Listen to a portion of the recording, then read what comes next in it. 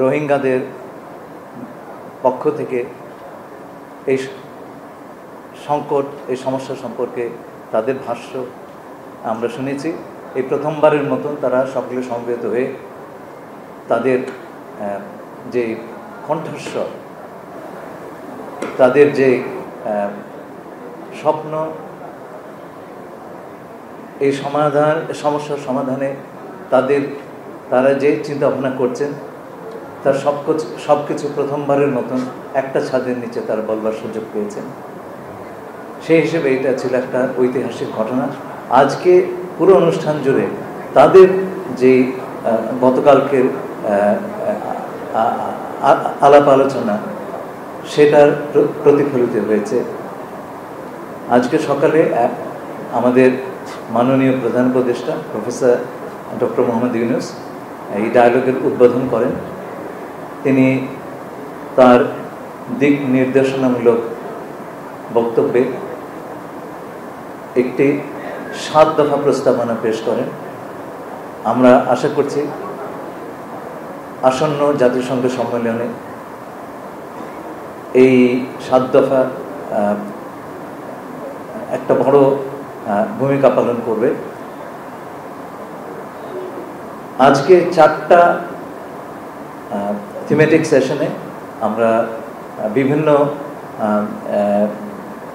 Expert, বিশেষজ্ঞ, জাতিসংঘের প্রতিনিধি এবং রোহিঙ্গা কমিউনিটির কাছ থেকে বিভিন্ন বিষয়ে শুনেছি।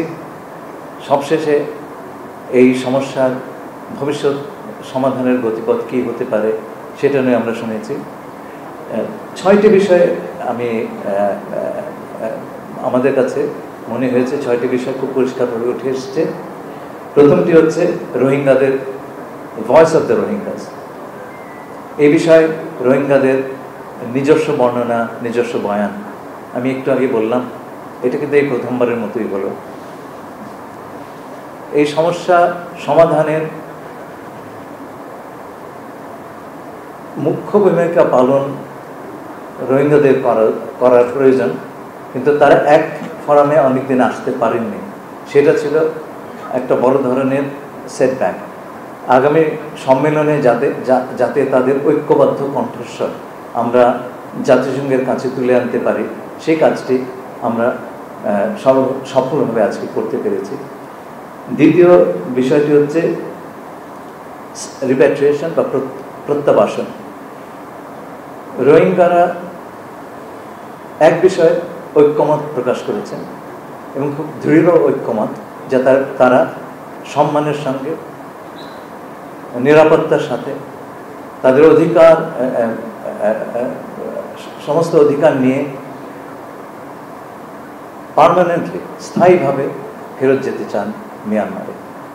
এই বিষয়ে তারা আর কোনো দ্বিধা নেই, তারা ফিরে যেতে চান। এই আকুতিটা আমরা বারে বারে শুনেছি, গতকালকেও, আজকেও, প্রতিটি সেশনে। তৃতীয়ত, আপনারা জানেন রোহিঙ্গাদের প্রতি আন্তর্জাতিক যে সাহায্য সেটি কমে যাবার আমরা আভাস দেখছি, এবং এতে এসেনশিয়াল সার্ভিস, যে সমস্ত অতি প্রয়োজনীয় সেবা এবং খাদ্য এবং অন্যান্য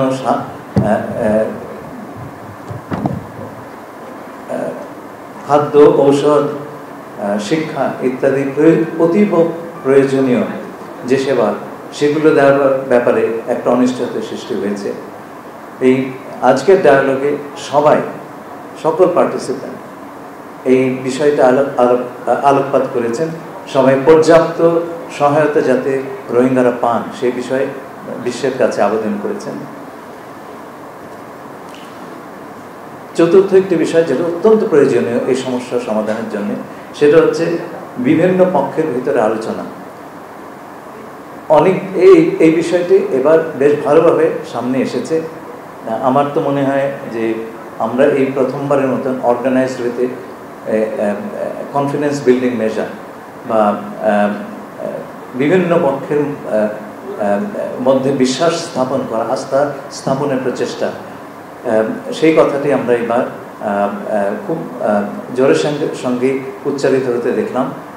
সকল পক্ষের ভেতরে যদি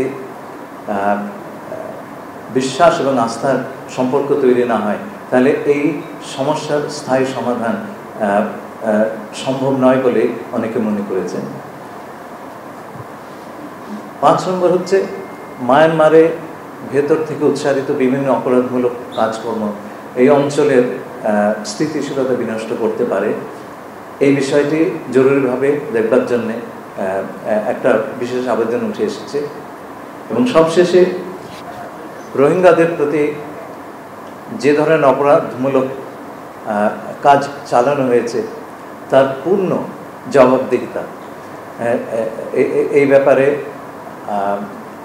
আমরা একটা বিশেষ সেশন আমরা অ্যালোকেট করেছিলাম এবং সকলেই দায়িত্বহীনভাবে বলেছেন জবাবদিহিতার কোনো বিকল্প নাই।